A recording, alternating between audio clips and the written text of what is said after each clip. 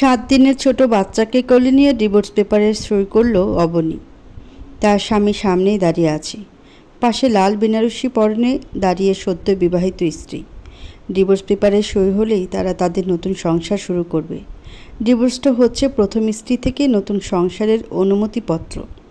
কাঁপা কাঁপা হাতে অবনীর নামটা লিখতেই ঝাপসা হয়ে এলো চোখের কার্নিশ বেয়ে গড়িয়ে পড়ল কয়েক ফোঁটা নোনা জল গড়িয়ে বাচ্চা ছেলেটার কপালে পানি পড়তেই শব্দ করে কেঁদে উঠল বাচ্চাটা।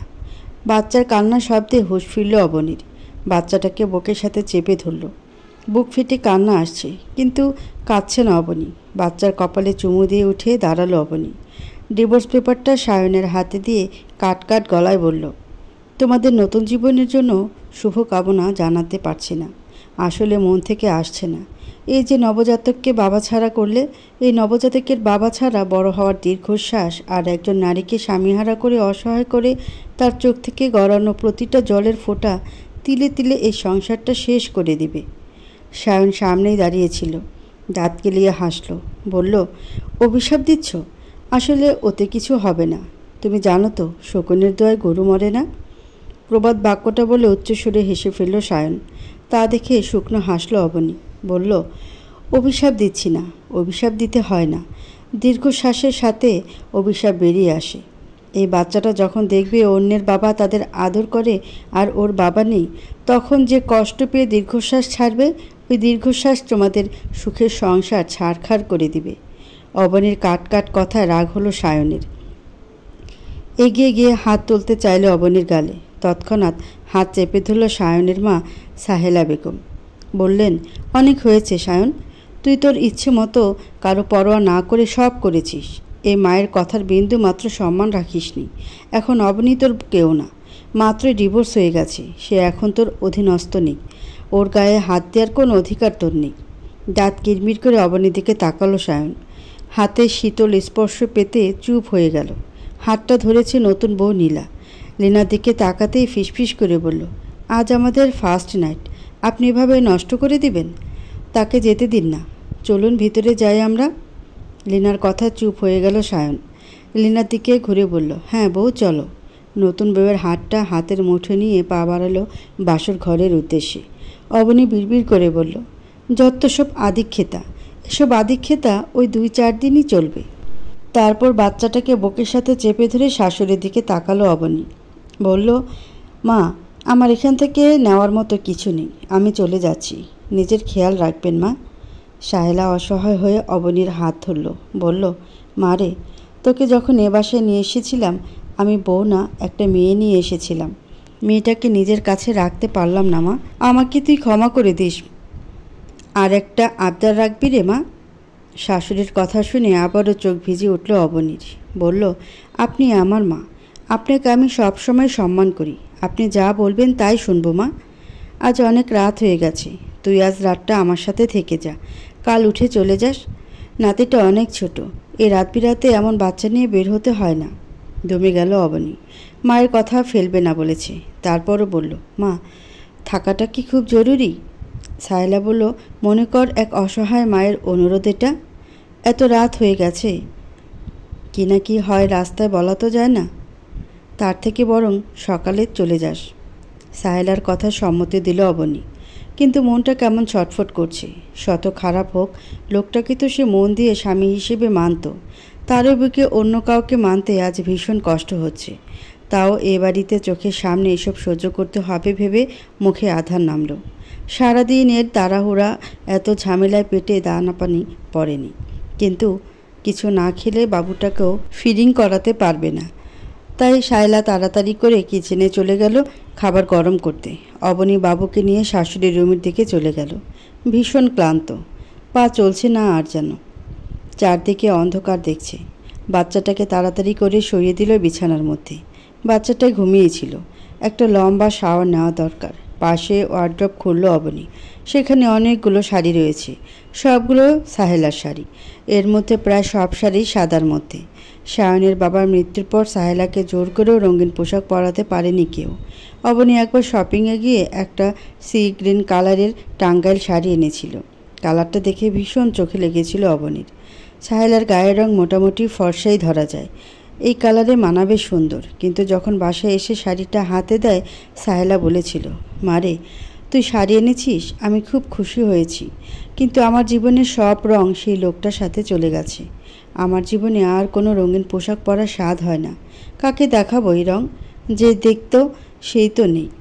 সাদাই আমার পছন্দের রং এখন। অবনী সেদিন কথাগুলো শুনে খুব খারাপ লেগেছিল। বিধবা হলে সাদা শাড়ি পরতে হবে এমন কোনো কথা নেই, কিন্তু সাহেলা তাও পরে না। আজ অবনীর ভীষণভাবে মন চাচ্ছে সাদা শাড়ি পরতে। সাহেলার একটা সাদা শাড়ি বের করে নিল অবনী, সাথে সাদা ব্লাউজ নিয়ে তাড়াহুড়ো করে ওয়াশরুমে ঢুকে গেল। সাহেলা যখন রুমে আসলো তখন অবনী রুমে নেই। হাতে ভাতের প্লেট নিয়ে এসেছিল, সেটা খাটের পাশে রেখে পাশে বসে অপেক্ষা করতে লাগলো সাহেলা। মিনিট 20 পরে ওয়াশরুমের দরজা খোলার আওয়াজে সেদিকে ঘুরে তাকালো সাহেলা। তৎক্ষণাৎ খাট থেকে নেমে দাঁড়ালো। দরজার সামনেই দাঁড়িয়ে আছে অবনী। চোখ মুখ বেশ স্নিগ্ধ দেখাচ্ছে, কিন্তু পরনের সাদা শাড়ি দেখে বুক ধক করে উঠল সাহেলার। আঁচল মুখে চেপে ধরে হু হু করে কেঁদে ফেললেন। আঁচলের কোণ ভিজে উঠল চোখের জলে। বড় পা ফেলে শাশুড়ির সামনে এসে দাঁড়ালো অবনী। পাশ থেকে কাঁধ জড়িয়ে ধরল শাশুড়ির। বলল, আপনি কাঁদছেন কেন মা? তুই এটা কি করেছিস অবনী? তুই সাদা শাড়ি কেন পরলি? তোর স্বামী তো মরে যায়নি, তাই না? তাহলে শাড়ি তুই কেন পরলি? এই অলক্ষণে শাড়ি এখনই খোল তুই। সরে দাঁড়ালো অবনী। বলল, মা আপনি কিন্তু একদিন আমার আনা শাড়ি পরেননি। বলেছিলেন বাবা নাকি আপনার জীবনের রং নিয়ে গেছে। আমার জীবনের সব রঙিন স্বপ্ন, সব আশা তো আপনার ছেলেকে ঘিরেই ছিল মা। সেই সব রঙিন স্বপ্নগুলোকে ভেঙে চুরে ধূলিসাৎ করে দিল। সেও তো আমার সব রং কেড়ে নিয়েছে। তো আমি কি এটা এখন পড়তে পারি না মা? সাহেলা কিছু বলতে পারল না। কথার খেয়েই হারিয়েছে সাহেলা। কি বলবে কি করবে মাথা কাজ করা বন্ধ করে দিয়েছে। চোখের সামনে এভাবে সব কিছু শেষ হয়ে যেতে দেখে বুকের ভিতর যে ভীষণ কষ্ট হচ্ছে। এটা কাকে দেখাবে? খাটের কোণে বসে আঁচলে মুখ চেপে কাঁদতে লাগলেন তিনি। কিন্তু অবনী তখন নিজেকে শক্ত করে রাখল। প্রতিজ্ঞা করল ফেলবে না চোখের জল। সাহেলাকে উদ্দেশ্য করে বলল, মা আমার না আপনার হাতে ভাত খেতে ভীষণ ইচ্ছে হচ্ছে। কয়েক লোকমা ভাত খাওয়াই দিবেন মা? অবনীর কথা যেন কান্নারা উগলে আসতে চাইছে। তবুও নিজেকে সামলে নিয়ে উঠে দাঁড়ালো সাহেলা। হাত ধুয়ে এসে ভাতের প্লেট নিয়ে বসলো। ভাত মাখিয়ে মুখে তুলে দিতে লাগলো। মেয়েটা বেশ তৃপ্তি করে খাচ্ছে। সারাদিন পর কয়টা ভাত বেশ তৃপ্তি করে খাচ্ছে যেন। সাহেলা নজর গেল শুয়ে থাকা ছোট্ট বেবিটার দিকে। তারপর আবার তাকালো অবনীর দিকে। বুকটা হু হু করে উঠল। ফাঁকা ফাঁকা লাগছে। মনে হচ্ছে এই বুঝি শেষবারের মতো মেয়েটা তার হাতে খাচ্ছে। তার একটা মেয়ে বুঝি হারিয়ে যাচ্ছে। গাল বেয়ে নোনা জল পড়তে লাগলো সাহেলার। মনে মনে হাসলো অবনী। নিজের কপালের দোষ দিল। কেননা এরকম একজন মায়ের মতো শাশুড়ি পেয়েও তার আদর বেশি দিন কপালে সইল না। এরকম শাশুড়ি পেতে নিশ্চয়ই ভাগ্য লাগে। বেলকনিতে বসে সিগারেটে ফুঁকছে সায়ন। পেছন থেকে কাঁধে হাত রাখল লীনা। আস্তে করে লীনার হাতটা ধরে কাঁধ থেকে নামিয়ে দিল। লীনা রেগে বলল, কি শুরু করলে সায়ন? এটা আমাদের বাসর রাত। আমি তো আমার বাসর রাতকে এভাবে নষ্ট করতে পারি না। লীনা প্লিজ আর শুরু করো না। আর কত জ্বালাবা তুমি আমাকে বলো তো? তোমার জন্য আমি আমার স্ত্রীকে ডিভোর্স দিয়েছি। আমার ছোট বাচ্চাটাকে বাবা ছাড়া করেছি। আর কত শাস্তি দিবা বলো? আমি আর পারছি না লীনা। এর চেয়ে ভালো তুমি আমাকে মেরে ফেলো। কথাটা বলে হু হু করে কেঁদে ফেলল সায়ন। লীনা বাঁকা হেসে বলল, কাহিনী তো কেবল শুরু বেবি। আরও কত কি সহ্য করতে হবে? কেবল তো সংসার ভাঙছি। অপেক্ষা করো তুমি। বিয়ের পর প্রথম রাতটা স্বামী স্ত্রীর জন্য অনেক স্পেশাল হয়ে থাকে। কিন্তু নতুন বিয়ে হওয়ার পরও কোনো স্বাভাবিক সম্পর্ক গড়ে ওঠেনি সায়ন লীনার মধ্যে। সায়ন যখন বেলকনিতে বসে সিগারেট ফুঁকছিল সেই মুহূর্তে রুমে চলে আসে লীনা। দরজাটা ভেতর থেকে লক করে দেয়। তারপর ফ্রেশ হয়ে নিজের মতো করে শুয়ে পড়ে লীনা। কিন্তু লীনা যখন দরজা বন্ধ করেছে তখনই দেখেছে সায়ন, কিন্তু কিছু বলেনি। মন চাচ্ছে না কিছু বলতে। সেখানে বসেই দোলনায় গায়ে এলিয়ে দিল সায়ন। দৃষ্টি গেল আকাশের দিকে। সেখানে জল জল করছে একটা পূর্ণ চাঁদ। মনে হচ্ছে পূর্ণিমা। সায়নের মনে পড়তে লাগলো পুরনো দিনগুলোর স্মৃতি। এরকমই এক পূর্ণিমা তিথিতে অবনীর সাথে বিবাহ বন্ধনে আবদ্ধ হয়েছিল।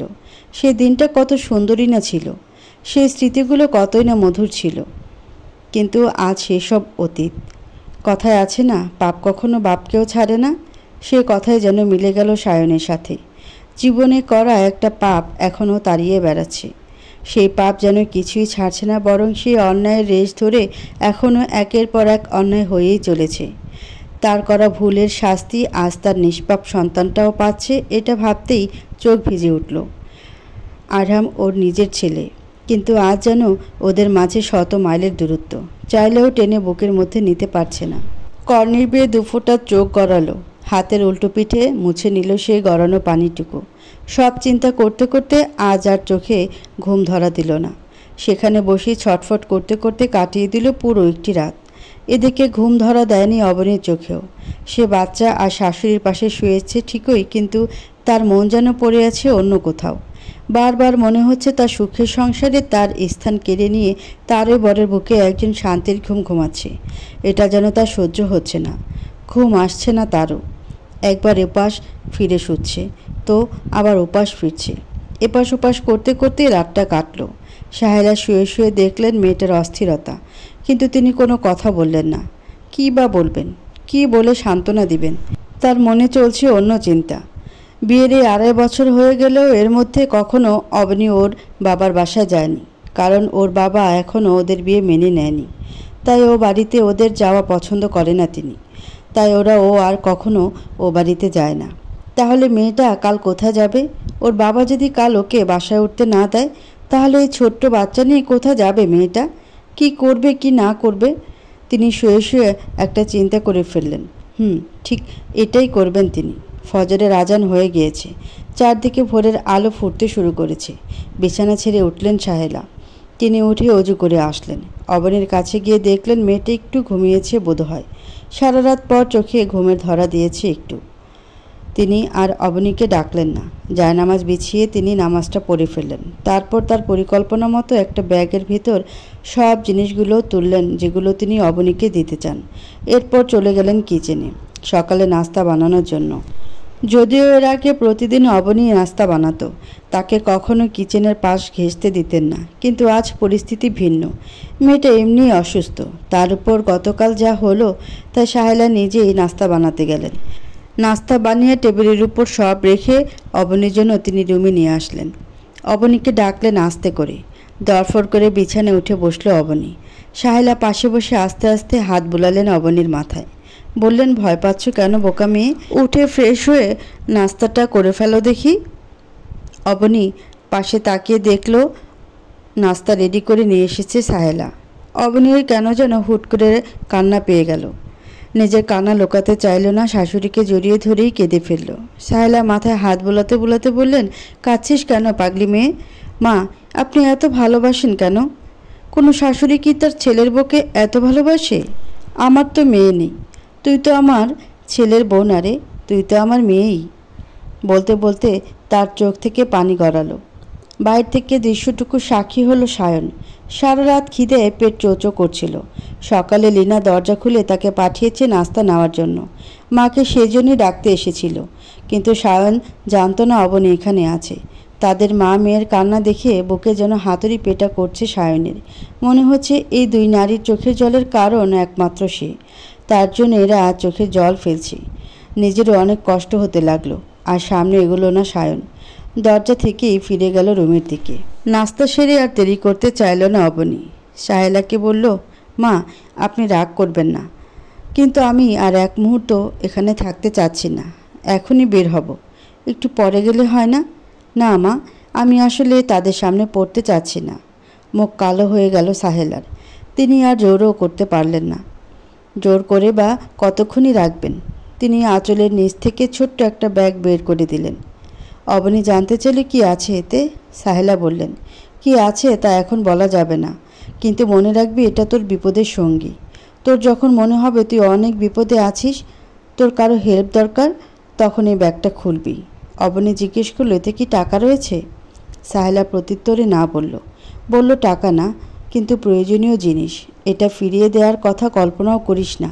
বলতে বলতে ব্যাগটা অবনীর ব্যাগের মধ্যে ঢুকিয়ে দিল। অবনী আর দেরি করল না, ওই মুহূর্তেই বেরিয়ে গেল বাসা থেকে। নিচ অব্দি এগিয়ে দিলেন সাহেলা। গেট খুলে বাইরে আসতেই অবনীর সামনে পড়ল দুজন তাগড়া যুবক। প্রথমে অবনীর সামনে দাঁড়িয়ে পরে হকচকিয়ে যায় অবনী। পরের মুখের দিকে তাকিয়ে দেখে এরা তো সায়নের বন্ধু, রিফাত ভাইয়া আর নাবিন ভাইয়া। রিফাত জানতে চাইল, ভাবি আপনি সকাল সকাল ব্যাগপত্র গুছিয়ে কোথায় যাচ্ছেন? অবনী তাদের সাথে কথা বলতে ইচ্ছে হলো না, কিন্তু ভদ্রতার খাতিরে হলেও কথা বলতে হবে, তাই বলল, আমি একটু বাবার বাসা যাচ্ছি। অবনীর কথায় নাবিন চোখ বড় করে বলল, সে কি ভাবি, আপনার বাবা আপনাদের মেনে নিয়েছে? কই আমাদের তো একটা ট্রিটও দিলেন না। অবনী বলল, মেনে নেয়নি এখনও, আর মনে হয় না কোনো দিন মেনে নেওয়ার প্রয়োজনও পড়বে। মানে সেটা তো আপনাদের খুব ভালো করে জানার কথা। বাসায় যান, আপনার বন্ধু আছে, একসাথে নাস্তা করেন, আমার একটু তাড়া আছে। অবনী চলে যেতে রিফাত বলল, ব্যাপারটা কী রে নাবিন, ভাবি আজ এমন করলো কেন? সে তো কখনো আমাদের সাথে এমন করে না। চল বাসায় গিয়ে দেখি, মনে হয় রাগ করে বেরিয়েছে বাসা থেকে। উপরে বেলকনিতে ছিল সায়ন। ওদের হকচকানো মুখ দেখে বাঁকা হাসল, মনে মনে বলল, এতেই অবাক হলি তোরা? তোদের জন্য আরও বড় সারপ্রাইজ ওপরে অপেক্ষা করছে। কলিং বেল চাপতেই দরজা খুলে দিল সাহেলা। দরজা খুলে কোনো কথা না বলে তিনি তার রুমে চলে গেলেন। নাবিন আর রিফাত একজন অপরজনের মুখ চাওয়াচাওয়ি করল। ব্যাপারটা কি ঘটছে তাই মাথায় ধরা দিল না। ভেতর থেকে সায়ন ডাক দিল, রিফাত নাবিন ভেতরে আয়, ডাইনিংয়ে আয়, একসাথে নাস্তা করি। সায়নের ডাকেই ভেতরে যায় ওরা। মূলত সায়নই সকালে টেস্ট করেছিল ওদের, বলেছিল তাড়াতাড়ি বাসায় আসিস, একসাথে নাস্তা করব। ওরা যখন ডাইনিংয়ে গেল তখন পুরো চমকে গেল, কেননা সেখানে লীনা বসে নাস্তা খাচ্ছিল। তাদের দেখেও না দেখার মতো করে বসে খাবার চিবুতেছিল আর পা দেখাচ্ছিল, যেন ভাবলেশীনভাবে খেয়ে যাচ্ছে সে। রিফাত অবাকে সীমা কাটিয়ে প্রশ্ন করল, লীনা তুমি এখানে কিভাবে সম্ভব? তুমি দেশে কবে এসেছো? এবার খাবার রেখে ওদের দিকে তাকালো লীনা, কাট কাট গলায় বলল, অবাক হচ্ছেন রিফাত ভাইয়া? অবাক হবেন না, আমাদের মতো লীনাদের মাঝে মাঝে ফিরে আসতে হয়, অতীতের টানে হলেও ফিরতে হয়, বলে একটা ক্রোড়া হাসি দিল। নাবিনের শরীর তখন ঘামতে শুরু করলো। কি হতে যাচ্ছে সামনে কে জানে, কিন্তু লীনা যে কোনো ভালো উদ্দেশ্যে এখানে আসেনি তা বুঝতে বাকি রইল না ওদেরও। ঝড় আসার আগে পরিবেশ যেমন শীতল হয়ে যায়, ঠিক সেরকম একটা পরিস্থিতি। রিফাত ভীতু চোখে তাকালো লীনার দিকে। না, লীনার মধ্যে কোনো হেলদোল নেই, সে এক মনে খেয়ে যাচ্ছে। এরপর রিফাত নজর দিল সায়নের দিকে। সায়ন অসহায় চোখে তাকিয়ে আছে, কিছু বলছেও না। রিফাত আগ বাড়িয়ে কিছু বলতেও পারছে না। হঠাৎ নীরবতা ভাঙল লীনাই। রিফাতের দিকে তাকিয়ে বলল, সে কি ভাইয়া, আপনারা দাঁড়িয়ে আছেন কেন? চলুন একসাথে নাস্তা করি। হাসি হাসি মুখ করে কথাটা বলল লীনা। মনে হচ্ছে সব কিছু একদম স্বাভাবিক। রিফাত নাবিন একে অপরের মুখে চাওয়াচাওয়ি করে তারপর চেয়ার টেনে বসল। এবার আর লীনা শাশুড়িকে ডাকল না, নিজে খাবার তুলে দিল ওদের প্লেটে। সায়নকেও বসতে বলল। এমন একটা ভাব যেন সব কিছু স্বাভাবিক, কিন্তু সায়নের দিকে এমন একটা লুক দিল, সায়ন তৎক্ষণাৎ দৃষ্টি নত করল, যেন ওই দৃষ্টি বলে দিচ্ছে, তুমি যদি ওদের কিছু বলো তাহলে তোমার খবর আছে। খাবার মুখে তুলতে তুলতে রিফাত জিজ্ঞেস করল, লীনা এটা কি মোটেও ঠিক হলো? লীনা সে কথার জবাব না দিয়ে বলতে লাগলো, রিফাত ভাইয়া আমি আপনার কলেজের জুনিয়র ছিলাম, কিন্তু এখন কিন্তু আমি আপনার বন্ধুর বউ, সে হিসেবে আপনার কিন্তু আমাকে ভাবি বলা উচিত। রিফাত অবাক হলো। লীনা কখনো এভাবে কথা বলতো না। কলেজে থাকাকালীনও লীনা খুব চুপচাপ আর ভদ্র স্বভাবের মেয়ে ছিল। তবে কি বিদেশে যাওয়ার পর লীনার ব্যবহার পাল্টে গিয়েছে? তবুও নিজেদের বিস্ময় চেপে রেখে বলল, ঠিক আছে ভাবি। খাবার টেবিলে কেউ আর কোনো কথা বলল না, চুপচাপ নিজ মনে খেতে লাগলো, কিন্তু সবার মাথায় কেমন ফাঁকা ফাঁকা লাগছে। রিফাত ফিসফিস করে সায়নকে বলল, মামা কাহিনী কী রে? খাওয়ার পর ছাদে আসিস, সব বলবো। এদিকে বাচ্চাকে নিয়ে বেরিয়েও তো গিয়েছে অবনী, কিন্তু এই মুহূর্তে ঠিক কোথায় তার যাওয়া উচিত বুঝতেছে না। একবার কি বাবার বাসা যাবে? গিয়ে বা কী লাভ? সেখানে কি থাকতে দিবে বাবা? একজন ডিভোর্সি মেয়ে শেষ ভরসার জায়গা হতে পারে বাবা মায়ের কাছে, কিন্তু ভালোবাসার টানে তো সেই বাবা মা নামক 7 বছর 2 আগেই হারিয়েছে অবনী। এক হাতে বাচ্চাকে কোলের সাথে ঝাপটে ধরে আছে, অন্য হাতে একটা ব্যাগ, যেখানে বাচ্চার প্রয়োজনীয় কিছু কাপড় ওর জন্য জামা দিয়ে দিয়েছিল সাহেলা। অবনী নিতে চাইছিল না, কিন্তু সাহেলা বলেছিল, এই সময়টা তোমার জন্য অনেক কঠিন মা, কই যাবা, কই থাকবা? তখন যদি আবার এসব কেনাকাটা করা লাগে, তোমার জন্য বাড়তি খরচ লাগবে। তুমি এগুলো নিয়ে যাও। এগুলো এ বাসায় ফেলে রেখে বা কী হবে? এক প্রকার জোর করেই দিয়ে দিয়েছিল। এক হাতে বাচ্চা আর এক হাতে ব্যাগ নিয়ে আস্তে আস্তে রাস্তার পাশ ধরে হাঁটছিল অবনী। পা যেন অসাড় হয়ে আসছে, আর সামনে এগোতে চাইছে না। কাছেই একটা খালি রিক্সা দেখতে পেয়ে ডাক দিল। রিক্সাওয়ালা আসতেই বাচ্চাটাকে নিয়ে উঠে বসল। রিক্সাওয়ালা জানতে চাইলে কোথায় যাবেন। চিন্তাভাবনা ছাড়া আনমনে জবাব দিল অবনী। দিয়ে দিল বাবার বাসার ঠিকানা। রিক্সা চলতে শুরু করেছে। অবনীর বুকে ধুকপুক ও বেড়ে চলেছে। কি হতে চলেছে কে জানে। বাবা যদি বাসায় থাকে তবে কি রিয়াক্ট করবে? অবনীর বাবা ভীষণ জেদি মানুষ। সে যে এত সহজে সবটা মানবে না তা খুব ভালো করেই জানে অবনী। তবুও আগে সেখানে যাবেও। সায়নদের বাসা থেকে এ বাসা বেশি দূরে না, কয়েক মিনিটের রাস্তা। যদিও রাস্তার জ্যামের কারণে সে কয়েক মিনিটের রাস্তা যেতেই ঘন্টা পেরোল। রাস্তার জ্যামে বিরক্ত লাগলেও মনে মনে এটুকু আশা করেছিল অবনী যে বাবা বাসা থেকে চলে গেলে তারপর না হয় সে যাবে। মা তাকে ফিরাতে পারবে না। শত হোক মায়ের মন, সে তো সন্তানের জন্য সবসময় পড়ে। যত অন্যায় হোক আবার তারাই তো ভালোবেসে বুকে আগলে নেয়। বাড়ির সামনে রিক্সা থামলে রিক্সা ভাড়া মিটিয়ে গেটের সামনে গেল অবনী। তখনই গেটটা খুলে দিল দারোয়ান। গাড়ি নিয়ে বেরোচ্ছে আরমান শেখ। বাবাকে দেখে চোখের কোণ জলে টইটম্বর হলো। মন চাইলেও একবার ছুটে গিয়ে বাবার বুকে মুখ লুকিয়ে কাঁদতে, কিন্তু তা আর হলো না। বাবার গাড়ি বেরোতে দেখে গেট থেকে একটু দূরে সরে দাঁড়ালো অবনী। চোখের পলকে বেরিয়ে গেল গাড়ি। অবনী কিয়ৎক্ষণ অপলকভাবে তাকিয়ে রইল। সময় কখন কোথায় নিয়ে দাঁড়া করায় মানুষকে বলা মুশকিল। কিছু সময় পর বাসার সামনে গেল অবনী। গেটের সামনেই বসা ছিল দারোয়ান চাচা। অবনীকে তাকে দেখে সালাম দিল। সালামের জবাব দিল দারোয়ান চাচা। অবনীকে দেখে কেঁদে ফেলল। বলল, আপনি আসছেন আম্মাজান? কতদিন পর এ বাসায় আসলেন। একা আসলেন কেন? জামাই বাবাজি আসে নাই? কথা বলল না অবনী। মানুষ বুঝে হোক না বুঝে হোক বারবার সেই কথাগুলোই কেন যেন বারবার আমাদের মনে করিয়ে দেয় যেই কথাগুলো আমরা ভুলতে চাই, খুব করে ভুলতে চাই। অবনী বলল, পরে কথা হবে চাচা, মায়ের কাছ থেকে আসি। দরজার সামনে দাঁড়িয়ে আছে অবনী। কলিং বেল চাপতে যায় একবার তো আবার পিছিয়ে আসে। এক পা এগোয় তো আরেক পা পেছয়। এরকম করতে করতে চাপ দিয়ে ফেলল সুইচে। সেকেন্ড কয়েক বাদেই দরজা খুলল শিউলি বেগম। সে কিছু সময়ের জন্য নির্বাক হয়ে দাঁড়িয়ে রইল। সে এই মুহূর্তে অবনীকে এখানে আশা করেনি। অবনী খেয়াল করলো মায়ের দিকে। মানুষটা কি আগের থেকে একটু রোগা হয়ে গেছে? হ্যাঁ, হয়েছেই তো। চোখের নিচে কেমন কালি জমে গেছে, মুখটাও কেমন শুকনো লাগছে। চেহারায় বয়সের ছাপ পড়ে গেছে। আগে সেই পরিপাটি শিউলি বেগমকে খুঁজে পেল না অবনী। বুকটা কেমন ধুকপুক করতে লাগলো। এই 2 বছরে কি হাল হয়েছে। তার মা তো এমন ছিল না। তবে কি হলো? খুব করে মা বলে ডাক দিতে চাচ্ছে, কিন্তু কান্নারা দলা পাকিয়ে আসছে গলার কাছে। অনেক কষ্টে গলা থেকে মা বলে ডাক দিল অবনী। চোখ বন্ধ করে ফেলল শিউলি বেগম, কিন্তু কোনো জবাব দিল না। অবনী নিচু কণ্ঠে জিজ্ঞেস করল, তোমার চেহারার কি হাল হয়েছে মা? খবরদার মা বলে ডাকবি না। আমাদের কোনো মেয়ে নেই। একটা মাত্র মেয়ে ছিল আমাদের।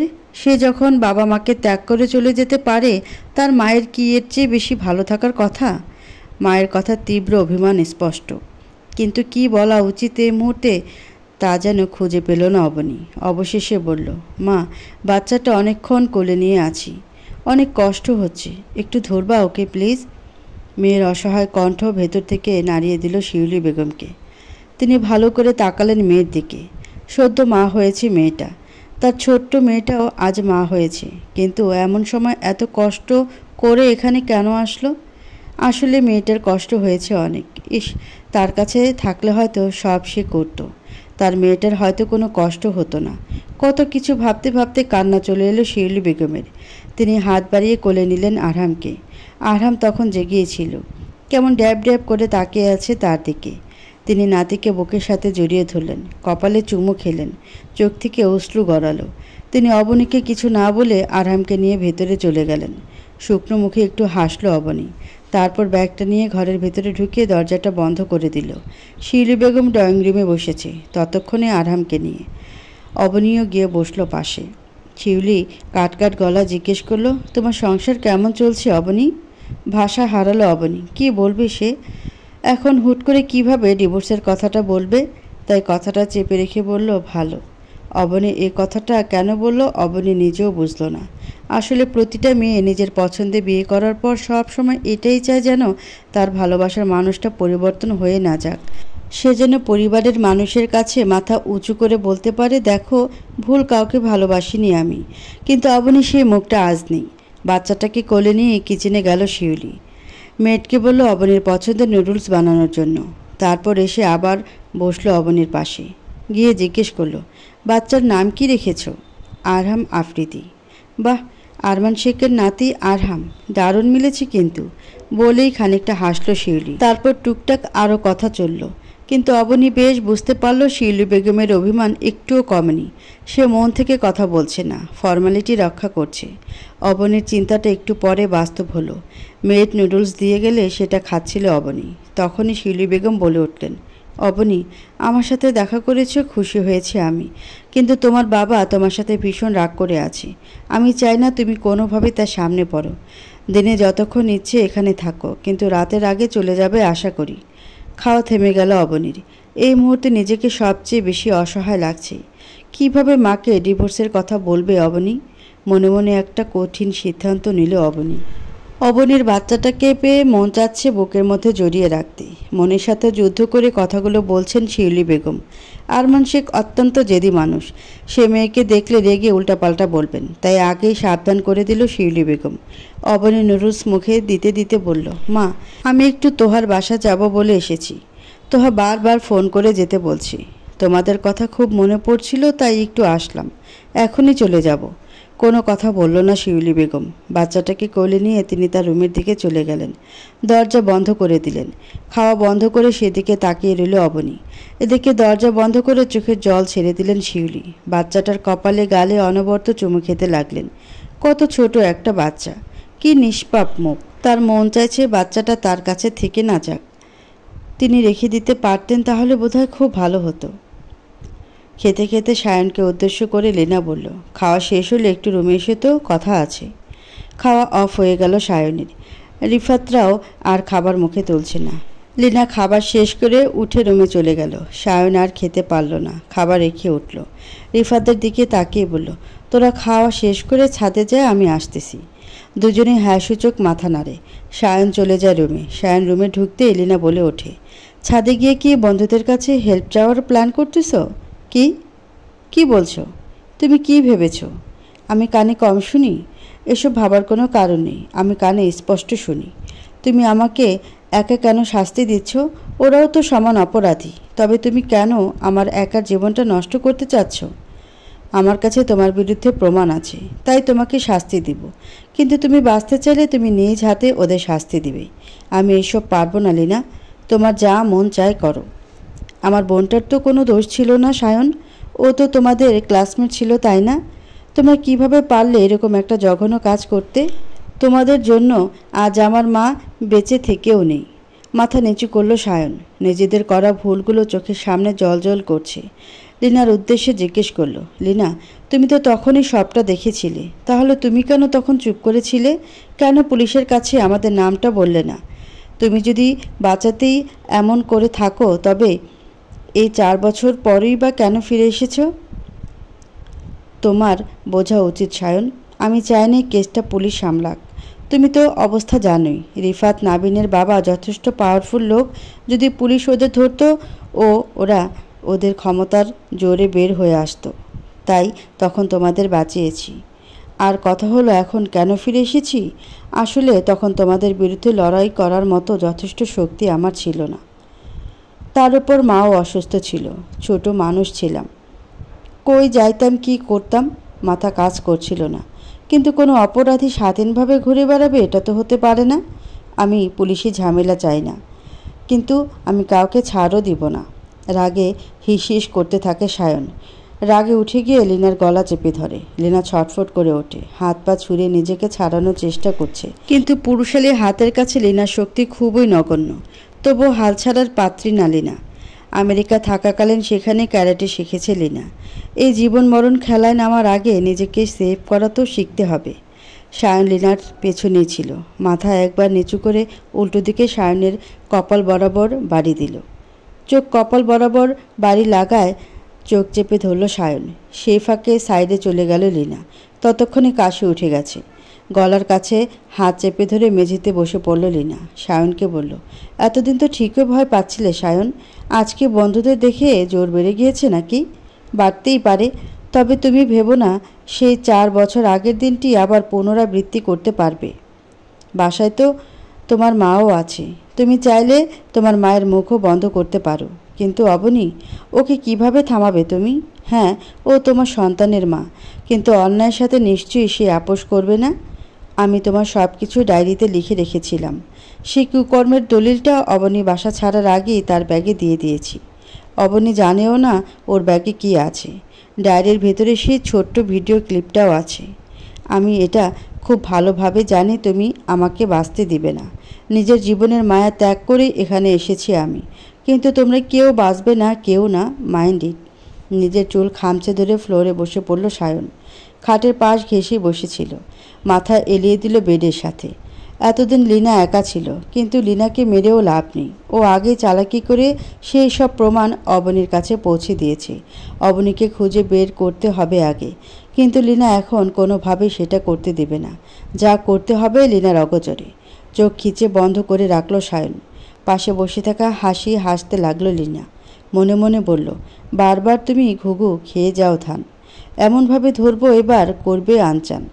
মুখে বলল, ছাদে তোমার বন্ধুরা অপেক্ষা করছে, আশা করছি তুমি তাদের কাছে কিছুই বলবে না। যদিও বলো বিষয়টা তোমার জন্য খারাপ হবে, তুমি চাইলে এখনই তাদের সাথে আড্ডা দিতে পারো। ছাদে গেল সায়ন। রিফাত নাবিন ওর জন্যই অপেক্ষা করছিল। মাদুর পেতে বসেছে ওরা, নিজেদের মধ্যে কিছু নিয়ে আলাপ করছিল। সায়নকে দেখে ওরা ওদের কথা থামায়। সায়নকে দেখে চেপে ধরে রিফাত নাবিন। তারপর জিজ্ঞেস করে, এটা কি হলো সায়ন? লীনা দেশে কিভাবে আসলো, আর ওর সাথে তোর আবার কিভাবে দেখা হলো? তুই ওকে বিয়েই কেন করলি? সে যে লীনা হারিয়ে গিয়েছিল ওর মাকে নিয়ে, আর কোনো খোঁজ পায়নি ওদের, তাহলে হুট করে কোথা থেকে আসলো কিছুই তো বুঝছি না। সায়ন লীনার কথাও মতো সত্যিটা চেপে গেল, কারণ এখন সত্যি বলতে গিয়ে নিজের বিপদ কোনোভাবেই ডেকে আনতে চাইছে না, তাই বানিয়ে মিথ্যাই বলল। লীনা দেশে এসেছে 5 মাস আগে। ও আমেরিকা ছিল এতদিন, ওর মামা ওদের নিয়েছিল সেখানে। দেশে এসে আমার সাথে যোগাযোগ করে, তোদের জানাতে না করেছিল। এই 5 মাসে কি থেকে কি হয়ে গেল বুঝতেছি না। ওর সাথে প্রেমের সম্পর্ক গড়ে ওঠে। একটা সময় ও ফোর্স করতে থাকে বিয়ের জন্য। রিলেশন চলাকালীন সময়ে ওর সাথে অন্তরঙ্গ হয়ে যাওয়ার পিক ভিডিও সেভ করে রাখছে ও। তা দিয়ে ব্ল্যাকমেল করছিল, বাধ্য হয়ে বিয়ে করতে হচ্ছে। কপাল চাপড়াতে লাগলো রিফাত। মামা, তুই এটা কি করলি? এসব অন্যায় করার আগে তোর কি একবারও অবনীর কথা মনে হয়নি? তুই কি ভুলে গিয়েছিলি অবনীকে কত ঝড়ঝাপটার পর তুই বিয়ে করতে পেরেছিলি? তুই কেমনে অবনীকে রেখে অন্য মেয়ের সাথে? ছি ছি, আর ভাবতে পারছি না। জানিস তো অবনী তখন প্রেগনেন্ট ছিল, 5 মাসের, তাও। ওর সাথে দূরত্ব বেড়ে গিয়েছিল। তখন লীনার সাথে আবারও দেখা। লীনা ইঙ্গিত করেছিল প্রেমের জন্য, আমি নিজেকে আটকাতে পারিনি। নাবিন ফোরন কেটে বলল, ছি সায়ন, এসবও শুনতে হলো? ভালোবেসে না বিয়ে করেছিলি তোরা, তারপরও এরকম হয় সংসারে? I can't believe, really. রাগে কটমট করে ওদের দিকে তাকালো সায়ন, বলেই বসলো, নাবিন, তোর ক্যারেক্টার সার্টিফিকেট অন্তত আমার কাছে থেকে নিস না নাবিন। আমি নিশ্চয়ই খুব ভালো করে জানি তোরা কতটা সাধু মানুষ। আমাকে সেই সব পুরনো কথাও তুলতে বাধ্য করিস না। এখন আমি ভুল করে ফেলছি, এখন হাই হাই করে কোনো লাভ নেই। ক্যারেক্টার নিয়ে কথা বলা চুপসে গেল নাবিন। চুপ হয়ে গেল রিফাতও। নীরবতা কাটাতে সায়নই বলল, অবনী কোথায় গেছে জানি না, কিন্তু ও অনেক গুরুত্বপূর্ণ একটা জিনিস নিয়ে গেছে। কোথায় আর যাবে? নিশ্চয়ই ওর বাবার বাসায় গেছে। রিফাত বলে উঠল, কিন্তু আমি কিভাবে ওর সাথে দেখা করব? লীনা কোনোভাবে ওর সাথে দেখা করতে দিবে না। সায়ন বলল, এই লীনা কি বাসা থেকে বের হয় না? নাবিন বলল, কাল নাকি ওর মাকে দেখতে যাবে শুনেছিলাম। তাহলে ও যখন যাবে তুই ওই বাসায় গিয়ে না হয় একবার দেখা করবি, দেখি। এসব টপিক বাদ দিয়ে আরও কিছু সময় আলাপ চলল ওদের মাঝে। তারপর আড্ডা শেষে দুপুরের আগে যে যার বাসায় চলে গেল। সাহেলা বেগম অবশ্য ওদের বলেছিলেন দুপুরের খাবার এখানে খেতে, কিন্তু অনেক দিন পর হোস্টেল থেকে বাসায় এসেছে। অনেক দিন দুপুরে মায়ের সাথে বসে খাওয়া হয় না, তাই তার সাথে খাবে বলে চলে যায় দুজনেই। দুপুরের খাবারটাও অবনীর মায়ের সাথে খেলো। একটু রেস্টও করলো। শরীর যেন একদম ছেড়ে দিয়েছে, এক পা ফেলতে ইচ্ছে করছে না। কিন্তু তার তো থেমে থাকলে হবে না, অনেক দূর পথ চলা বাকি যে। বাচ্চাটাকে তখনও কোলের মধ্যে নিয়ে ঘুমিয়েছে শিউলি। কি সুন্দর দেখাচ্ছে দুজনকে একসাথে। মুখের কোণে হাসি ফুটল অবনীর। মন চাইল এরকম দৃশ্য যদি প্রতিদিন দেখা যেত, তবে কত ভালোই না লাগতো। কিছু সময় পর তোহাকে ফোন করে অবনী। তোহা অবনীর সব থেকে কাছের বন্ধু। অবনী প্রেগনেন্ট হওয়ায় সেকেন্ড সেমিস্টার পরীক্ষা দেওয়া হয়নি। সাহেলা দিতে দেয়নি মূলত, বলেছে 1 বছর ড্রপ দিয়ে পড়লে তেমন বড় ক্ষতি হয়ে যাবে না। কিন্তু তোহা তো সেমিস্টার ফাইনাল দিয়েছে, এখনও বিয়ে করেনি সে। 2টা বড় আপুর সাথে রুম শেয়ার করে থাকে। এই বিপদের সময় তোহার কথাই মাথায় আসলো। ফোন বাজার সেকেন্ড কয়েক এর মধ্যেই রিসিভ করলো তোহা। উত্তেজিত হয়ে জিজ্ঞেস করলো, এই আমার বাবুটা কেমন আছে রে বনি? আরে আমি কেমন আছি সেটাকে জিজ্ঞেস কর। দূর, তুই তো ভালোই থাকবি। সায়ন ব্রো আছে না তোর টেক কেয়ার করার জন্য? বাবু কেমন আছে সেটা বল। চুপ হয়ে গেল অবনী। আসলে কয়েকটা দিন কথা না হওয়ায় কেমন যেন সব ঘোলাটে হয়ে গেছে। এই যে এত কাছের বন্ধু, যার সাথে একদিন কথা না বললে ভালো লাগতো না, আজ জীবনের এত বড় একটা দুর্ঘটনা ঘটে গেল, অথচ তোহা সেটা টেরও পেল না। অজান্তে একটা দীর্ঘশ্বাস বেরিয়ে এলো, সেটা যেন অনুভব করলো তোহা। ব্যস্ত কণ্ঠে জিজ্ঞেস করলো, বনি কি হয়েছে রে? Any problem? কি হয়েছে খুলে বলতো। একটা রাত থাকার ব্যবস্থা করে দেয়া যায় দোস্ত? কিছু সময় চুপ রইল তোহা। বাসায় যে ঝামেলা হয়েছে বুঝতে বাকি রইল না তোহার। ভেবে বলল, একটা বড় আপু আজ গ্রামের বাড়িতে গিয়েছে, তার বেডটা ফাঁকা আছে, তুই চাইলে থাকতে পারবি। কিন্তু কি হয়েছে বলতো? আসলে সব বলবো, তুই একটু নিচে এসে রিসিভ করিস তো। বাবু কোলে নিয়ে সিঁড়ি দিয়ে উঠতে পারবো না। আরে চিন্তা করিস না, আমি আছি তো। মুস্কি হাসলো অবনী। আসলেই বিপদের সময় আমি আছি তো, এতটুকু কথা বলার মতো একটা বন্ধু থাকলেও যেন মনে কিছুটা সাহস পাওয়া যায়। হয়তো তোহা পরিস্থিতিটা জানে না, কিন্তু ভরসা তো দিচ্ছে তবুও। শিউলি বেগম নাতনিকে নিয়ে গভীর ঘুমে। শিউলি বেগমের ঘুম হচ্ছে কঠিন ঘুম আর কি। মানে একবার যদি ঘুমাতে পারে তাহলে পাশে ঘূর্ণিঝড় বয়ে গেলেও টের পাবে না। সেই সুযোগটা নিল অবনী। আস্তে করে কোলে তুলে নিল আরহামকে। মাথায় ওড়নাটা ভালোভাবে পেঁচিয়ে এক হাতে ব্যাগ নিয়ে বেরিয়ে গেল চুপিসারে। পেছনে রেখে গেল ঘুমন্ত মাকে। তার মা যতই ওপরে রাগ দেখাক, ভেতরে ভেতরে সে যে নাতিকে পেয়ে ভীষণ খুশি তা জানে অবনী। কিন্তু মা বাবাকে তার কষ্টের ভাগী করতে চাইল না। অবনী মনে মনে ভীষণ কষ্ট পাচ্ছিল যে সে আবারও তার মাকে কষ্ট দিতে যাচ্ছে এই ভেবে। কিন্তু অবনী জানতেও পারল না অজান্তে সে একটা ভালো কাজও করে ফেলেছে। কেননা সায়ন কাল এ বাড়িতে আসবে সেসব প্রমাণগুলো নিতে, যেগুলো অবনীর অগোচরে ব্যাগের মধ্যে রাখা হয়েছে। রাতে বাড়িতে ফিরেছেন আরমান শেখ। অনেকটা প্রফুল্ল মনে এসেছিলেন। অনেক দিনের আটকে থাকা ডিল ফাইনাল হলো অবশেষে। কয়েক লাখ টাকার প্রজেক্ট এটা। সেই খুশির খবরটা স্ত্রীকে দেওয়ার জন্য মুখিয়ে আছেন, কিন্তু গেটের সামনে আসতেই অবাক হলেন। দরজা একদম হাঁ করে খোলা, এরকম সচরাচর থাকে না। বিস্মিত নয়নে ভেতরে প্রবেশ করলেন আরমান শেখ। ড্রয়িং রুমে বসে আছেন শিউলি বেগম। হাতে থাকা ব্যাগটা টি টেবিলে রেখে এগিয়ে গেলেন স্ত্রীর দিকে। এতক্ষণে একবারের জন্য ও তার দিকে মুখ তুলে তাকায়নি শিউলি। তিনি ব্যস্ত পায়ে গিয়ে বসলেন স্ত্রীর পাশে। টের পেলেন গুনগুন করে কাঁদছে শিউলি। হঠাৎ করে কান্নার কারণ খুঁজে পেলেন না আরমান শেখ। তার সাথে তো কোনো কথা কাটাকাটি হয়নি, তবে এই সময়ে কান্নার কারণ কি? এরকম গুনগুন করে শিউলি বেগম তখনই কাঁদত যখন অবনী বাসা ছেড়েছিল। এরপর সময়ের সাথে ধীরে ধীরে বন্ধ হয় সেই কান্না। তবে আজ কেন কাঁদছে? তিনি অতি সন্তর্পণে হাত রাখলেন স্ত্রীর কাঁধে। শিউলি বেগম মুখ তুলে তাকালেন।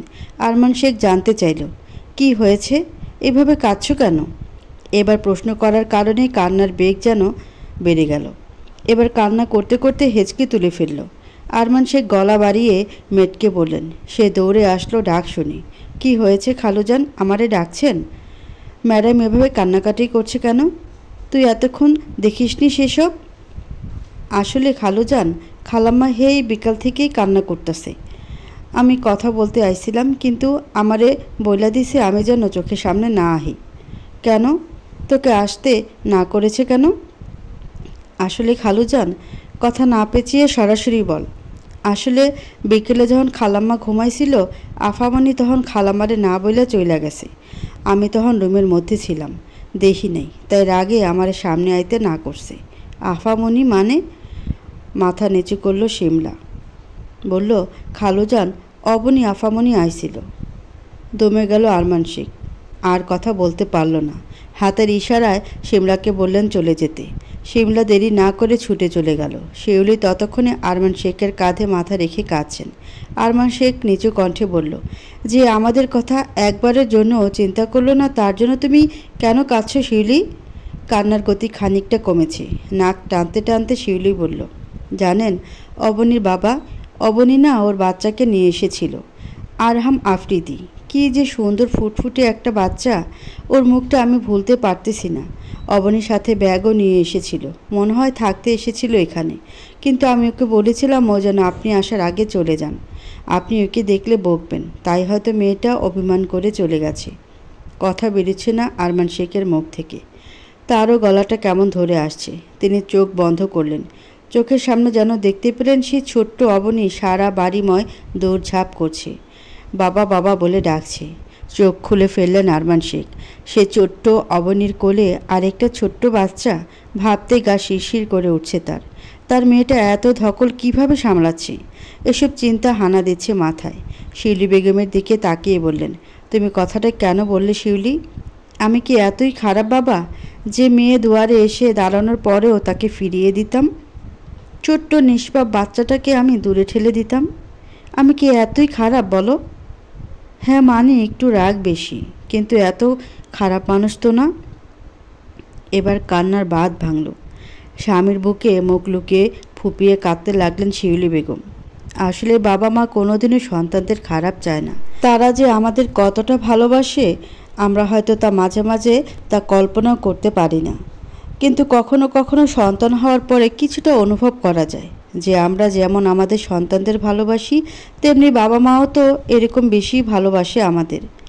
আমরা হয়তো কখনো কখনো বুঝি না। আরমান শেখ শিউলি বেগমকে বললেন, হয়েছে আর কেঁদো না, দেখি ওঠো, ফ্রেশ হই, ক্ষুধা লাগছে অনেক, রাতটা পেরোক, দেখি কাল না হয় তোমাকে নিয়ে গিয়ে একবার নাতিটাকে দেখে আসবো। তৎক্ষণাৎ উঠে বসলেন শিউলি বেগম। দুই হাতের তালুতে বাচ্চাদের মতো করে মুছে ফেললেন চোখের পানি। বিস্মিত কণ্ঠে জিজ্ঞেস করলেন, সত্যি বলছেন? আরে হ্যাঁ, সত্যি বলছি। ঠোঁটের কোণে হাসি রেখা দেখা গেল শিউলির। মনে মনে প্রশান্তির বাতাস বয়ে গেল আরমান শেখেরও। শতহোক সন্তান তো। রাতটা কেটে গেল জল্পনা করতে করতে। কাল কি হবে না হবে, অবনী দরজা খুলে যখন তাদের দেখবে কি রিয়্যাক্ট করবে এসব ভেবে সকাল সকাল তোড়জোড় শুরু করলেন শিউলি বেগম।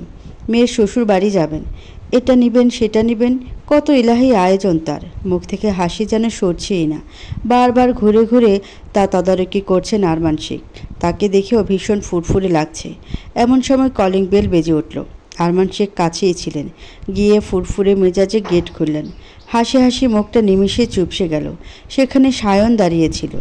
মেয়েকে দেখতে যাবেন বলে মনস্থির করলেও তিনি সায়নকে এখনও কেন জানি মেনে নিতে পারছেন না। তার কোনোভাবেই সায়নকে পছন্দ হয় না। অবনী যে কী দেখে ছেলের হাত ধরে পালিয়ে গেল ভেবে পায় না আরমান শেখ। ভদ্রতার খাতিরে গেট থেকে সরে গিয়ে সায়নকে ভেতরে আসতে বললেন তিনি। সায়ন ভেতরে ঢুকতে ঢুকতে জিজ্ঞেস করলো, আঙ্কেল, অবনী কি ঘুম থেকে উঠেছে? কথাটা শুনে থেমে গেল আরমান শেখ। হাত মুছতে মুছতে কিচেন থেকে বের হচ্ছিলেন শিউলি বেগম। তার হাত মোছা যেন বন্ধ হয়ে স্ট্যাচু হয়ে দাঁড়িয়ে গেলেন। অতঃপর সায়নের উদ্দেশ্যে জিজ্ঞেস করলেন, অবনী তোমাদের বাসায় নেই সায়ন? মাথা নিচু করল সায়ন। তাতেই উত্তর পেয়ে গেল তারা। শিউলি বেগম তৎক্ষণাৎ সামনে চলে এলেন। জিজ্ঞেস করলেন, তোমাদের সাথে কি মনোমালিন্য হয়েছে? এভাবে মেয়ের জামাইকে সরাসরি এ কথা জিজ্ঞেস করতে দ্বিধা হচ্ছিল শিউলির। তবুও এই মুহূর্তে তাকে জানতে হবে। সায়ন কি বলবে না বলবে ভেবে পেল না। গলা শুকিয়ে এলো।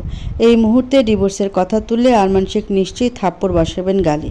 তাই বলল, আসলে ও রাগ করে বেরিয়ে গেছে বাসা থেকে, বলে গেছে আর কখনো ফিরবে না। মা বলল এখানে আসতে পারেন। শিউলির মনে পড়ল মেয়ের বলা কথাগুলো।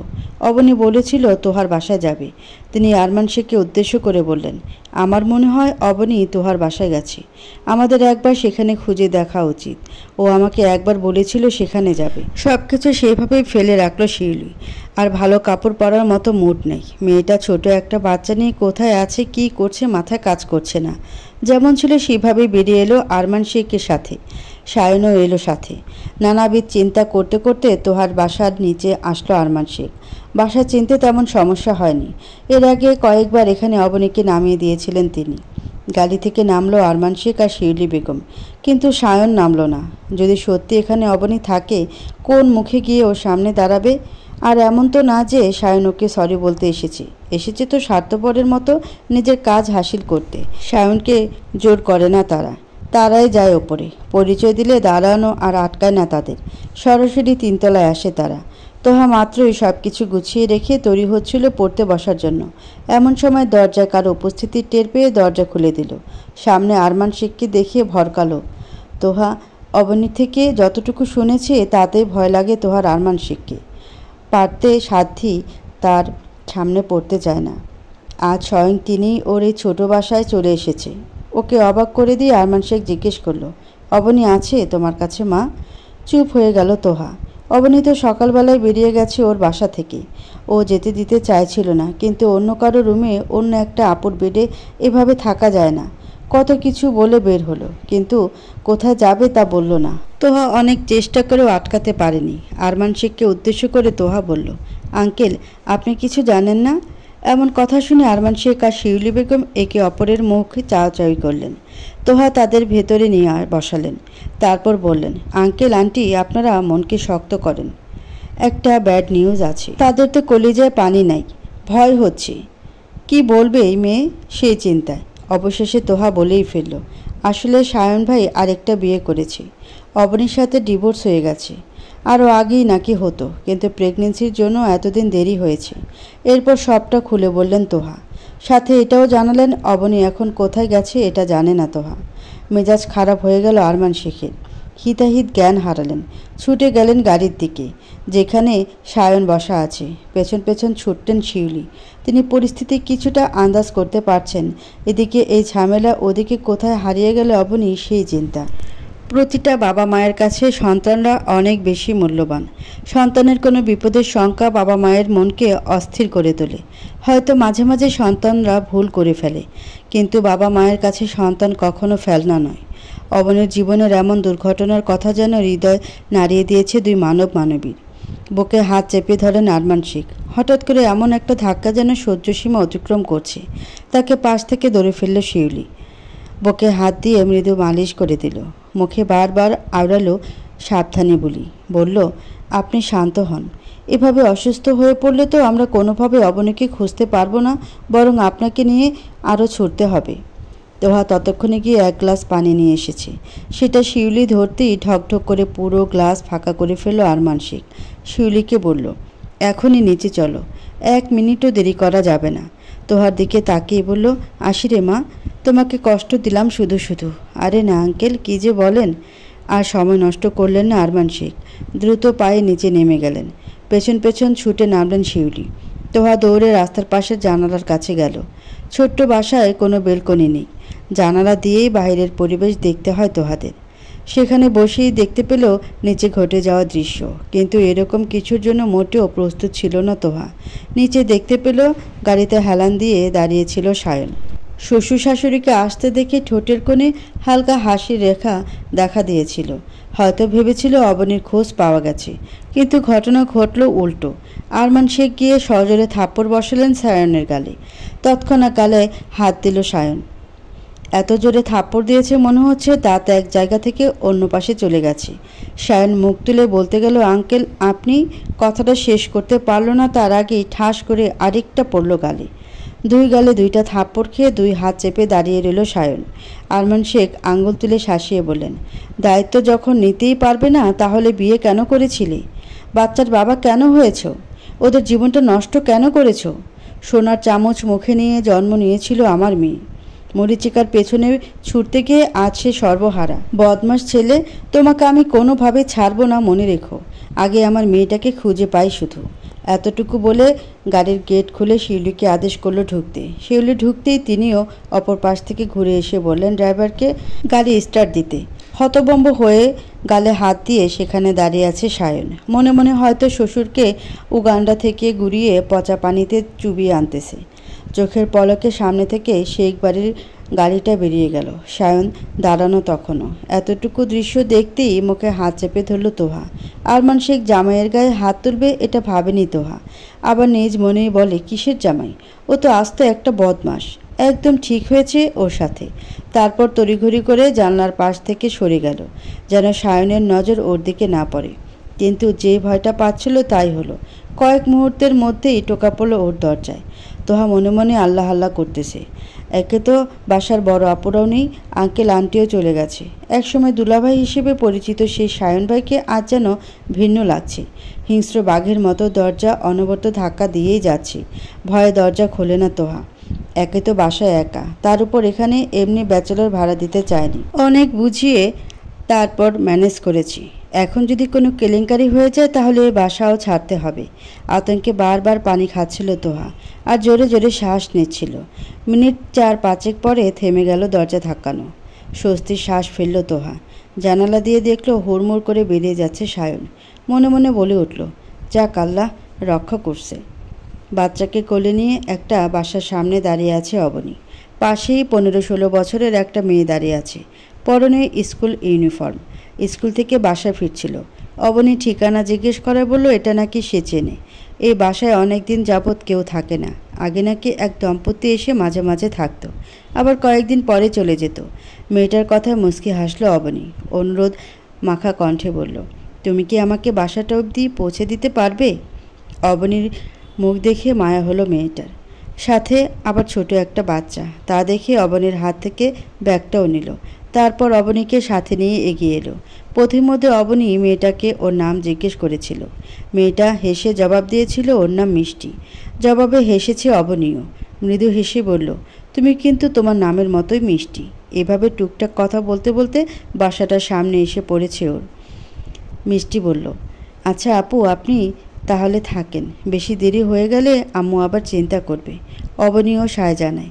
মেয়েটা ব্যাগ ঘরের সামনে রেখে চলে যায়। ভেতরে ঢুকবে কি ঢুকবে না তা নিয়ে দ্বিধাদ্বন্দ্বে পড়ে যায়। অবশেষে সাইড পার্টস খুলে বের করে চাবিটা। দেখেই বোঝা যাচ্ছে বেশ পুরনো চাবি এটা। এক হাত দিয়ে কষ্ট করে তালার মধ্যে চাবিটা প্রবেশ করালো। মোচড় দিতেই খুলে গেল তালা। ধাক্কা দিয়ে দরজা খুলল। চোখ বন্ধ করে শ্বাস নিল অবনী। নতুন এই ঘরে ঢুকতে যেয়ে মনে হচ্ছে জীবনের নতুন এক ধাপে পা দিতে যাচ্ছে। এখানে সম্পূর্ণ একাশী। নিজের লড়াইটা নিজেকেই লড়তে হবে। ভেতরে পা দিল অবনী। রুমটা ঘুটঘুটে অন্ধকার। পাশে দেয়াল হাতুড়ে সুইচ বোর্ড পেল। প্রথমবার চাপ দিতে কোনো কিছু হলো না। পাশের আরেকটা সুইচে চাপ দিল। সেখানে একটা লাইট অন হলো। স্বস্তি পেল কিছুটা। যাক লাইট তো আছে, কিন্তু নাকে কেমন একটা ভ্যাপসা গন্ধ লাগতে লাগলো।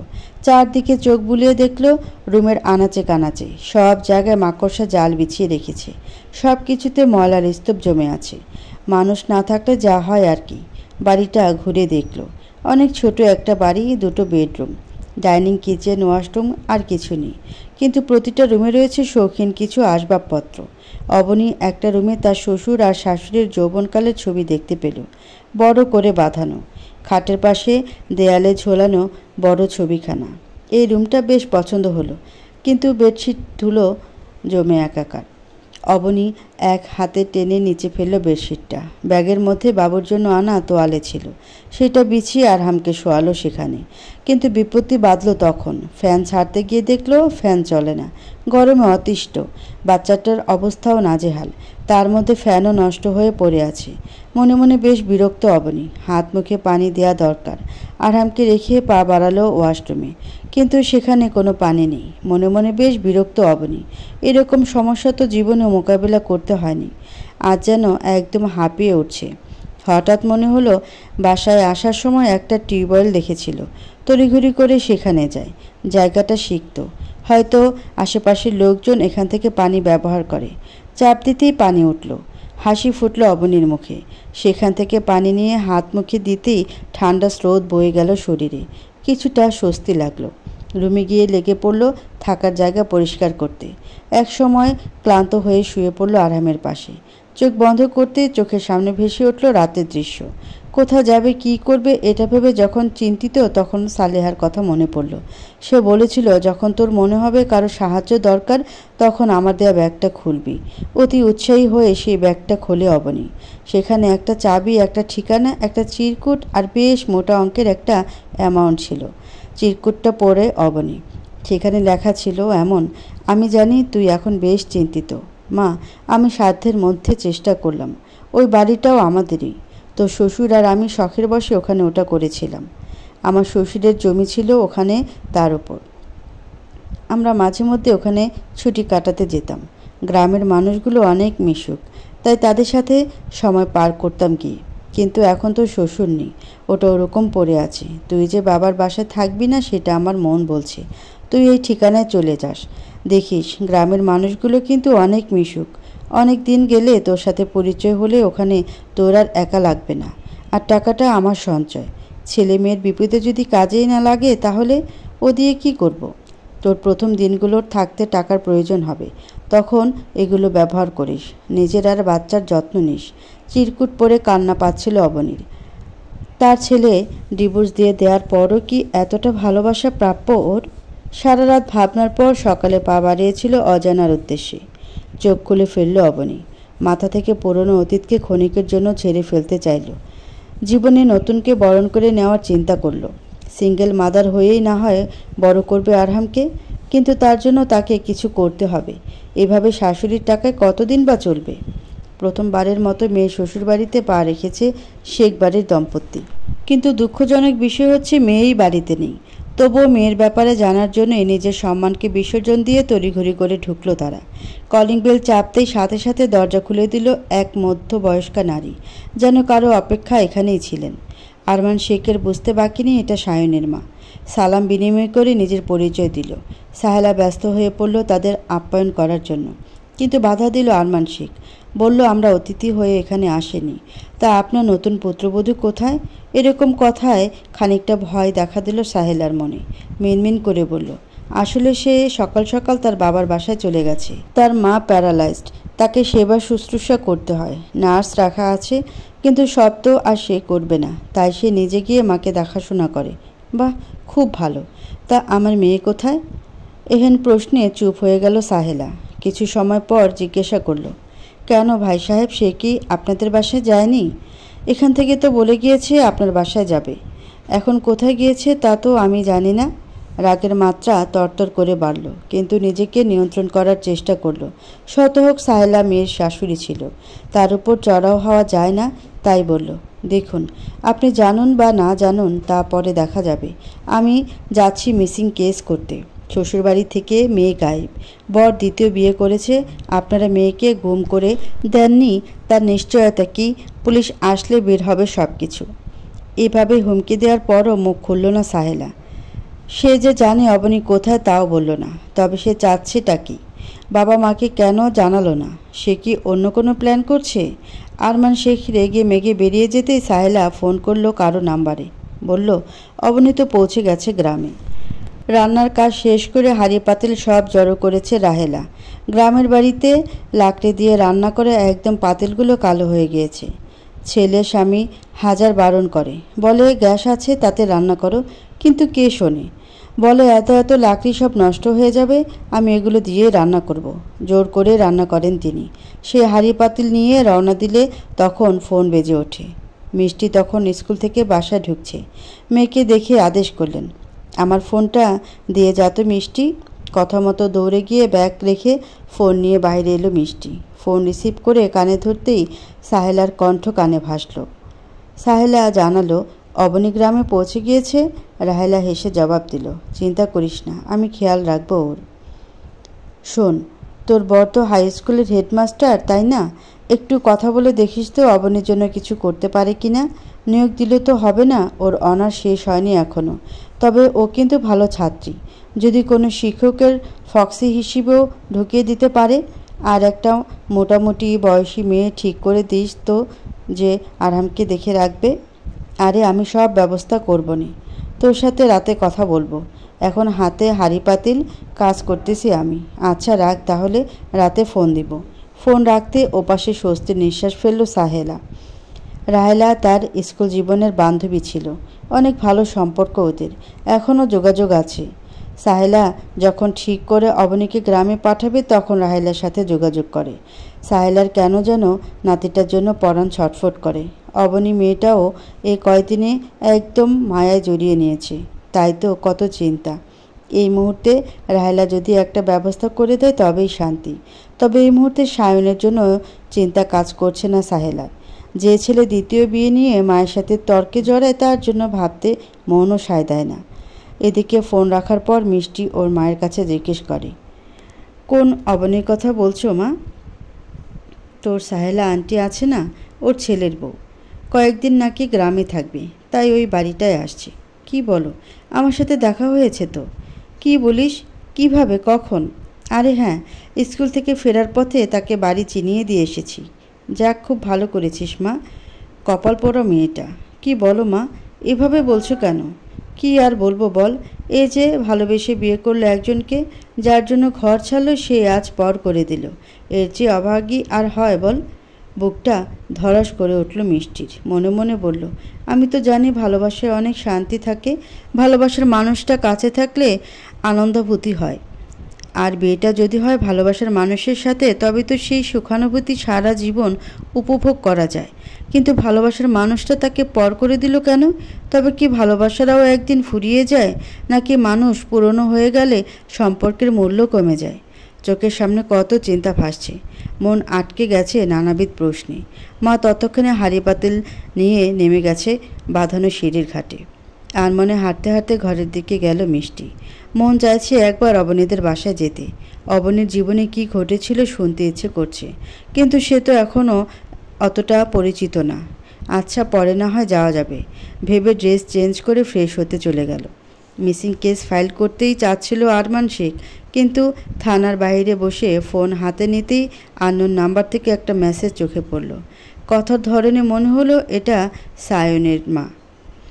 লেখাটা বাংলিশ ভাষায় টাইপ করা ছিল, যেরকমটা বর্তমানে বেশিরভাগ বাঙালিরা মেসেঞ্জারে ব্যবহার করে থাকে। বার্তাটার ধরন দেখে আরমান শেখ বললেন, ভেরি স্মার্ট। কথাটা শুনে আগ্রহ জন্মালো শিউলি বেগমের। তিনি আরমান শেখের হাত থেকে মোবাইল ফোনটা নিলেন। সেখানে লেখা ছিল, তখন ওভাবে বলার জন্য রিয়েলি সরি। আমি জানি না ওদের মধ্যে ঠিক কী হয়েছে, তবে আমার মনে হচ্ছে অবনীর কাছে অনেক ইম্পর্ট্যান্ট কিছু আছে যা সায়ন খুঁজতেছে। আপনারা বাসায় আসার আগেও ফোন করেছিল, ও আপনাদের ফলো করছে। আপনারা দয়া করে কেস করবেন না। অবনী আমার দেয়া ঠিকানায় আছে অ্যান্ড নিরাপদে আছে, চিন্তা করবেন না। এদিকে সমস্যা সমাধান হলে আমি অ্যাড্রেস দেব। তবে রিকোয়েস্ট, এই মোমেন্টে আমার কাছে জানতে চাইবেন না কিছু।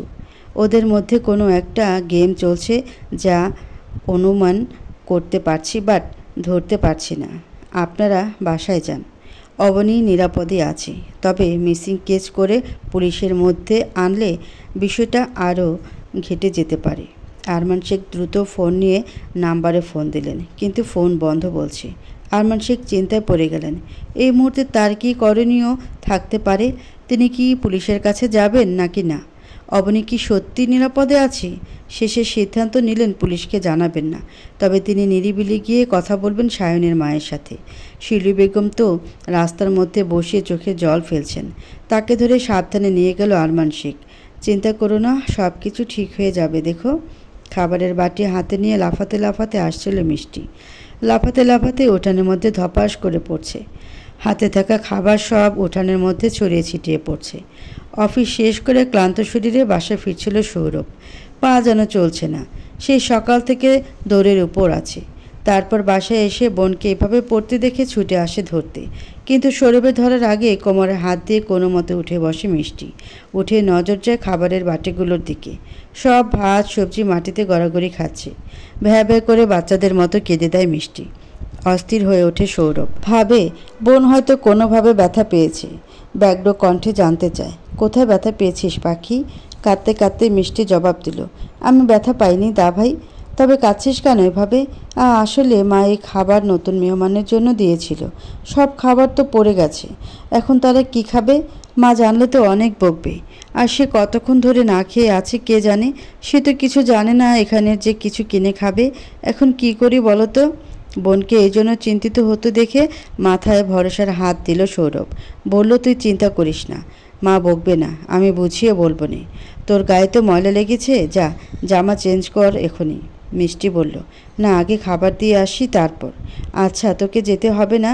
কোথায় যেতে হবে বলতো দেখি, আমি না হয় দিয়ে আসি। কি, তুমি সত্যি বলছো? না, মিথ্যা বলছি তো। না মানে তুমি কখনো কোথাও যেতে চাও না? বোনের জন্য না হয় একটু গেলাম। বল কোথায় পৌঁছে দিতে হবে, আমি দিয়ে আসতেছি। আসার আগে যেন তোর ড্রেস চেঞ্জ হয়, একসাথে খেতে বসবো কিন্তু। কথাটা বলে অবনী থেকে ঠিকানা নিয়ে চলে যায় সৌরভ। প্রফুল্ল চিত্তে হাসি মিষ্টি। সৌরভের এই সুইট সুইট ব্যবহারেই প্রকাশ পায় বোনের প্রতি কতটা যত্নশীল সৌরভ। তারপর তড়িঘড়ি করে চলে যায় চেঞ্জ করতে। এদিকে সৌরভ এসে মাকে খোঁজে, পায় না কোথাও। না পেয়ে বাধ্য হয়ে নিজে প্লেটে খাবার তুলে নেয়। বিড়বিড় করে বলে, তোর মতো বিচ্ছু বোনের জন্য না জানি জীবনে আর কি ঝামেলা সহ্য করা লাগে। হায় কপাল, এখন আমি নাকি ভাত বেড়ে মানুষকে খাওয়াবো।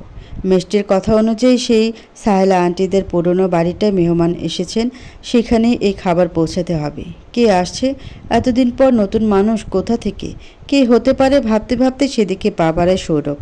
মিনিট 3-4 ব্যবধানে পৌঁছে যায় সেই বাসার সামনে।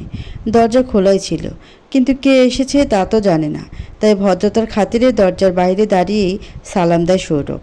সালাম কানে পৌঁছায় অবনীর। সে রাহেলাকে বসতে বলে বের হয় সামনে। আসার পর থেকে ঘরের সব জিনিসপত্র পরিষ্কার করে একদম ময়লা লেগে গিয়েছিল শরীরে। সদ্য গোসল করে চুলগুলো ছেড়ে দিয়েছিল। তার উপর দিয়ে কোনো মতে ওড়না মাথায় দিয়ে বের হলো অবনী। চুল দিয়ে তখনও টপ টপ করে পানি পড়ছে। সদ্য গোসল করার দরুন দেখতে ভীষণ মায়াবী লাগছিল। ঘরের ভেতর থেকে এরকম মায়াবী চেহারার মুখ দেখে ক্ষণিকের জন্য সেদিকে তাকিয়েছিল সৌরভ। তারপর অন্যদিকে তাকিয়ে নিজ মনে বলেছি, সৌরভ, তুই এভাবে ব্যাককেলের মতো কোনো মেয়ের দিকে কিভাবে তাকাতে পারিস? এগুলো বখাটেপনা, একদম তাকাবি না। বলে নিচু কণ্ঠে বলল, আসলে আপনি আমাকে চিনবেন না, আপনি তো এখানে নতুন। আমার আম্মু আপনার জন্য খাবার পাঠিয়েছে, খেয়ে নেবেন। অবনী ভ্যাবাচাকা খেয়ে দাঁড়িয়ে আছে। চেনে না জানে না, অথচ তার জন্য খাবার নিয়ে এসে দাঁড়িয়েছে। এর মধ্যে পেছন থেকে রাহেলার কণ্ঠ শুনতে পাওয়া যায়। সে বলে, কী রে সৌরভ, আমি আবার কখন তোকে খাবার নিয়ে আসতে বললাম? সৌরভ তাকিয়ে দেখে সামনে মা দাঁড়িয়ে আছে, কোলে ছোট্ট একটা বাবু। বাবিটা নিশ্চয়ই এই মেয়ের হবে। মনে মনে আবার বিড়বিড় করলো, আয় হায়, এ তো দেখি অন্যের বউ। আমার 10টা সেকেন্ড এভাবে বৃথা গেল ভেবে নিজ মনে হাসে সৌরভ। রাহেলা আবার তাড়া দিলে থতমত খায় সৌরভ। তারপর একটু ভেবে বলে, তোমার গুণধর মেয়ে খাবার নিয়ে বোয়াল মাছ ধরেছে, তাই আমাকে আসতে হয়েছে। তুমি এখানে কি করো? আমি যাই করি তোর জানতে হবে না। দে, খাবার রেখে যা তো এখান থেকে। বেশ অপমান বোধ করলো সৌরভ। খাবারের প্লেটটা অবনের হাতে দিয়ে তৎক্ষণাৎ চলে গেল সেখান থেকে। রাহেলা বেগম বললেন, আরে কিছু মনে করিও না মা, তুমি তো মিষ্টিকে আগেই দেখেছো। এ হলো আমার ছেলে, পড়াশোনা শেষ করেছে, বেশি দিন হয়নি। শেষ করার কিছুদিন এর মধ্যেই এই একটা বড় কোম্পানিতে চাকরিটা হয়ে গেল। আর ভাগ্যগুণে দেখো হলো এই শহরে, যদিও এখান থেকে যেতে ওর একটুও কষ্ট হয়। অবনী অবাক হয়ে বলল, কিন্তু সে এই মুহূর্তে বাসায় কেন এসেছে? এখন তো মধ্যাহ্ন, এই সময় তো অফিসে থাকার কথা তার। হাসলো রাহেলা, বলল, ও তোমাকে তো বলা হয়নি, আসলে কাল আমাদের বাসায় ছোটোখাটো একটা আয়োজন করা হবে, আসলে মিষ্টির জন্মদিন উপলক্ষে। আর সেজন্যই আমার পাগলি মেয়ের আবদার, তাকে শপিংয়ে নিয়ে যেতে হবে। নতুন জামা না হলে হবেই না। তাই তো লাঞ্চ ব্রেকে ছুটি নিয়েছে ছেলেটা। ছেলেটা পারেও বটে, বোনের জন্য একদম জীবন দিয়ে দিতে পারলে মনে হয় দিত। আচ্ছা শোনো, তুমি যেহেতু এখন চলে এসেছো এখানে, তোমার কিন্তু অবশ্যই আসতে হবে, না হলে কিন্তু আমি অনেক কষ্ট পাবো। আরহামের তো স্পেশাল দাওয়াত আমার বাসায়, নতুন অতিথি বলে কথা। আর তুমি খেয়ে নাও কেমন, আমি এখন যাচ্ছি। দেখি ছেলেটার কি লাগে না লাগে। অবাক হলো অবনী, এরা কত সহজে আপন করে নিল, এতটাও আশা করেনি অবনী।